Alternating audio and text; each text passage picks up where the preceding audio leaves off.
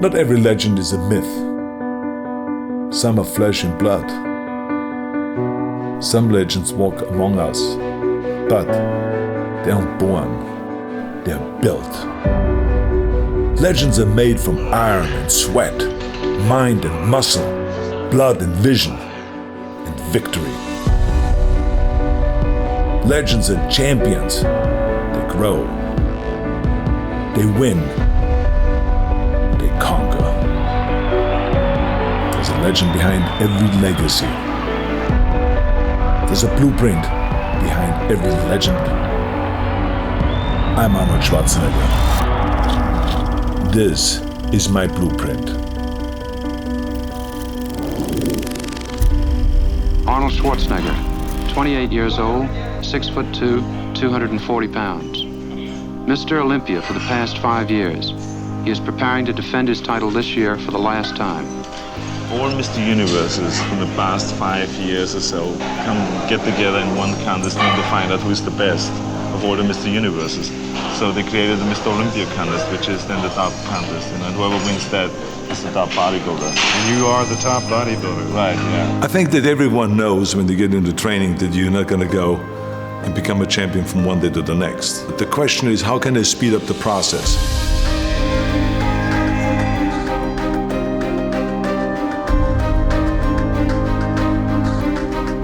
And then the important thing is that you train the proper way, which is to train the basics. That if it is the squats, if the two-arm curl, if it's the bent over rowing, if it's the clean and the press, the bench press, the incline press, the dumbbell press, all of those basic exercises. And that's what you need to do, especially the last 3 months before competition. You got to shock the muscle, and shock the muscle with different kind of training principles.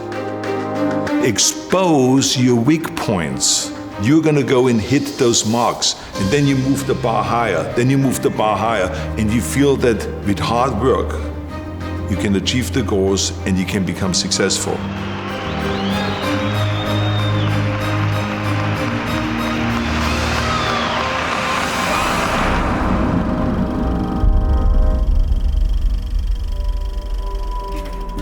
The important thing for people to recognize is that not everyone wants to be a champion. Not everyone has the desire to stand on stage, to stay up there on stage and win Mr. Universe or Mr. America, the world's best built man and Mr. Olympia and all of those kind of titles. No, but they can apply the same principles. One thing I can tell you, there's major mistakes that are being made today in bodybuilding by not covering those basic exercises, because the day when I go into gymnasium, I don't see anymore the kids learning about the cleaning and pressing, or to do the two-arm snatch and to do the upright rowing from the floor up and all of those kind of exercises that are so important to create the traps and to create the lower back.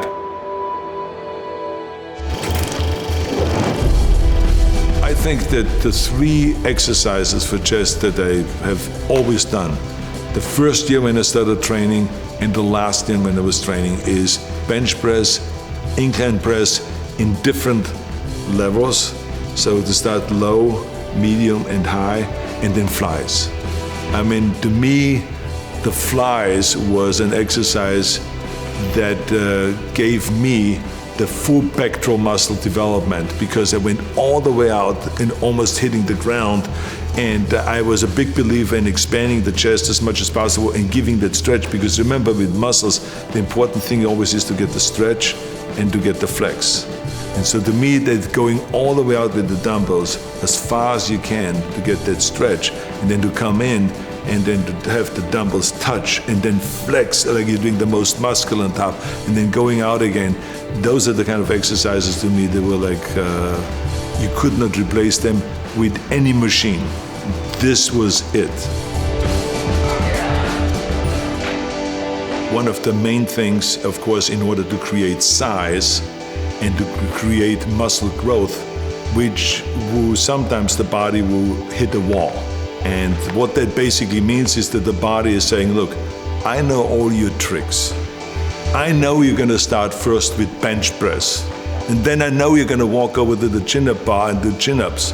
And then I know you're coming back to the bench press, and then you go to the chin-up bar and come back to bench press. I know that routine. I know exactly everything you do, and I am prepared for that. So you have to go and use the shocking principle. If the body and if this chest knows that I'm going to start with 135 and then I go to 225 and do 275, I'm going to go and start now with 315. And I'm going to do 20 reps with 315. And then I'm going to go and have the guys pull off plates. And then I have 225 left. And then I'm going to do another 10 reps.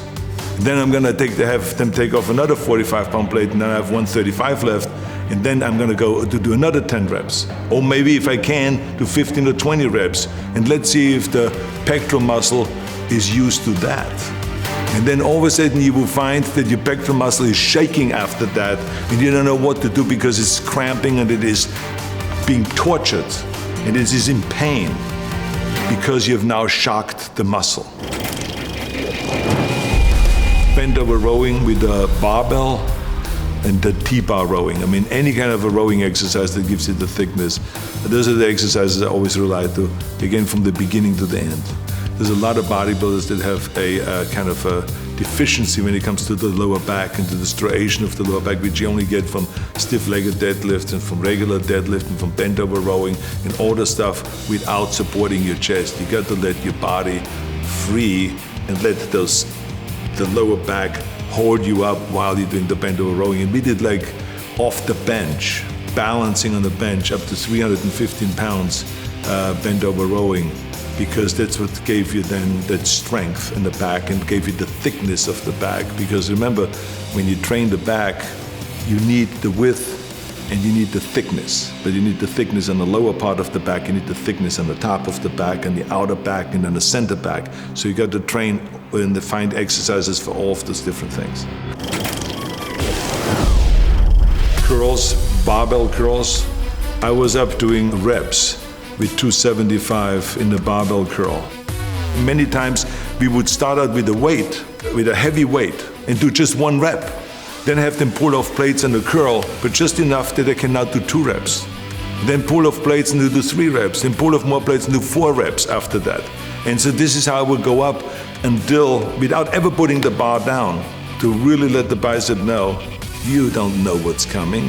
You're not going to get used to my training method. I'm going to have all kinds of tricks up my sleeve. But I mean, it was absolutely essential to do the barbell curl to create the thickness of the bicep, to do the dumbbell curl on an inclined bench, and to do the concentration curl. Because the concentration curl isolated the biceps with heavy weights, not with light weight, but with heavy weight, but to isolate it and to really concentrate and to create that peak on the outside of the bicep that you need when you do your back shots.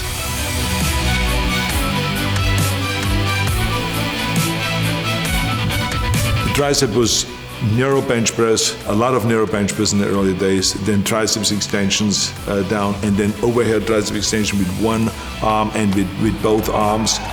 And then also tricep extension onto a bar, where you let the body, the head go onto a bar and press out in order to use your own body weight. Shoulders, dumbbell presses, barbell presses in the front and in the back. I mean, we always did the rear press behind the neck kind of presses, the military presses, the dumbbell press, which is now called the Arnold press, because it was a certain way that was done in order to really create the stretch of the front delta and to come down with the elbow here, not just to here, but to come all the way down and then to rotate out and go up and to get that full flex. And then lateral raises, and especially bent over lateral raises on a bench. That is a 45-degree bench. This is a specialty that I've learned at Vince Gironda's gym. And he had this cutout on the face where you could still breathe, where you don't have to look sideways, but you can breathe. But it is 45 degrees, and to turn your wrist outward like this. And it is a fantastic rear deltoid exercise. We many times went into the gym just as one day a week, where we went to 110-pound dumbbells and we did dumbbell presses. We did 6 reps. That's all I could do, 6 reps. So we picked up the 100 and did another 6 reps. Put them down and took the 90s and did another 6 reps. And then we picked up the 80s and we went all the way down to the 40s. and barely could do 6 reps then with the 40s. But I can tell you that I did not know where to put my arm because my deltoids were screaming. They were in pain. Why? Because I shocked the muscle. Squats is, I think, the most important exercise to create thighs, big thighs. Squats, rear squats, front squats, leg extensions, lunges, stiff-legged deadlifts, or good morning exercise with stiff legs, and a lot of leg curls. Then we sometimes, in order to shock the body in the muscle, we would switch from squats to leg press, to just load up the leg press machine and do a lot of leg press and stuff like that. There would be regular ab training that we did for abs, which is just leg raises with straight legs, leg raises with bent knees, sit-ups, Roman chair sit-ups, which gives you the 500 reps, which was an absolute necessity and we all believed in, and then crunches. Everything fits together now, and all I have to do now is get my posing routine down more perfect, which is almost impossible to do, you know. It's perfect already. Oh yeah, it's down to a point. Wait when you see it. I think the important thing is that you always go all out in every set, and that you really, don't save yourself for the next set, because that's another big mistake that a lot of people make. They say, okay, I'm going to do 20 sets, so I better take it easy in the 3rd and 4th set, and then the 5th set, and then the 10th set, because I still have 10 sets to go.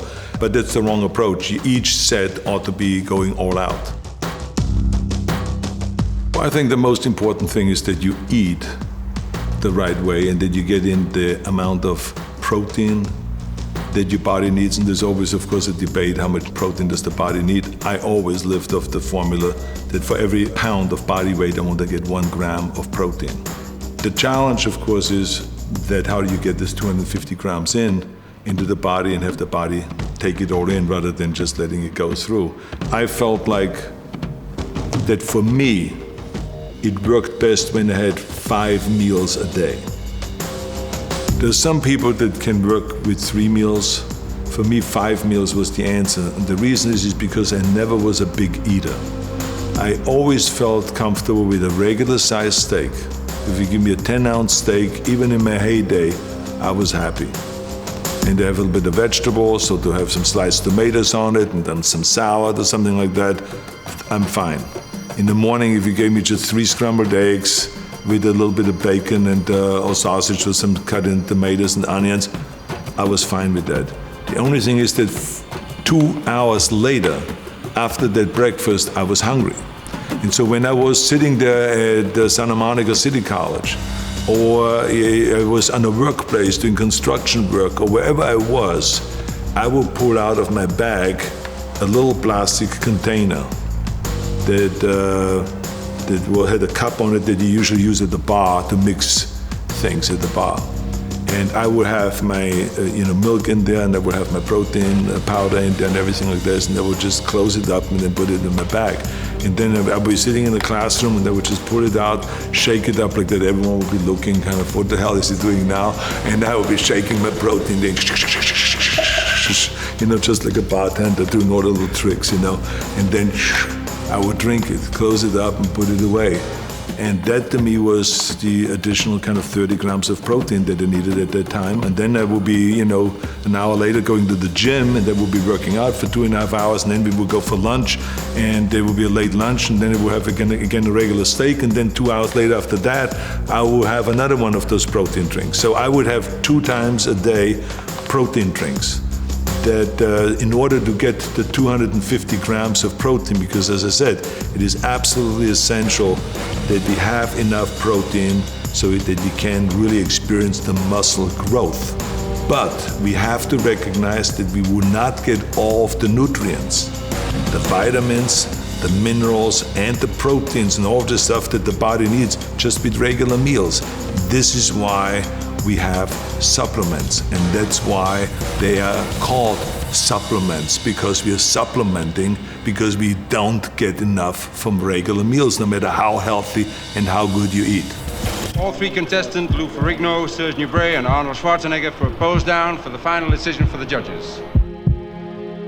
So now I've built a certain amount of mass during the year, and I have worked now on certain weak points throughout the year. And now with the combination of the diet and of higher repetitions and more exercises and more sets, take that mass and chisel it down and work on the details. And that's why I call the period before competition the most exciting period, because that's where you really have to concentrate, pay a close attention to it every day, look at yourself in the mirror in an honest way, and expose your weak points. That motivates you then. That's what makes you train harder. So you got to expose those weak points. But the key thing is to set little goals, to do the training every day, to eat the right way, and you're gonna go and hit those marks. And then you move the bar higher, then you move the bar higher. It is really exciting to do that, and you feel that with hard work, you can achieve the goals and you can become successful.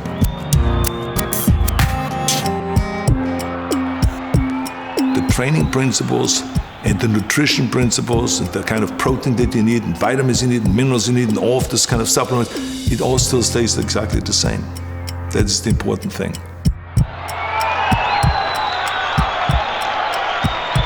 Winner, one and only, Arnold Schwarzenegger.